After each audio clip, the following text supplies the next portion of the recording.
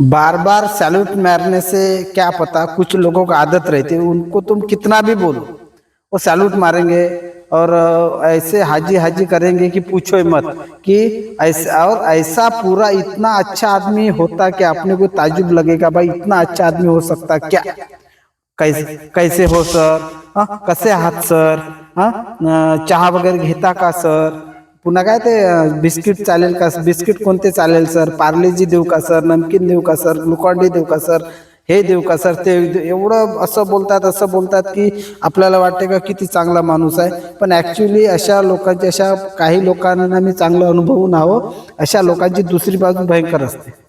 थोडंसं जरी आपल्या साईडच्या थोडं जरी बाजूला गेले ना, त्यांची खरी मानसिकता सुरू होते, त्यांचा खरा स्वभाव सुरू होतो. आणि हे असे म्हणतात काहीतरी आहे, काय नाही, काहीतरी बोलावं लागतं, बोलायचं म्हणून बोलावं लागतं, असाच आहे तो, फालतू भंकस माणूस आहे. त्याच्यामुळे आपल्या समोर कोणी काय बोलतो याच्यावरून आपण ठरवायचं नसते. तो माणूस ॲक्च्युली काय आहे त्याला संपूर्ण तपासा, चेक करा आणि त्यांच्या स्वभावाचा स्टडी करा, नंतरच विचार करा. कारण असे लोक स्वभाव खूप फसवे असतात, कारण यांचे मुखवटे एक असतात त्यांचे आणि यांची मनं वेगळीच असतात.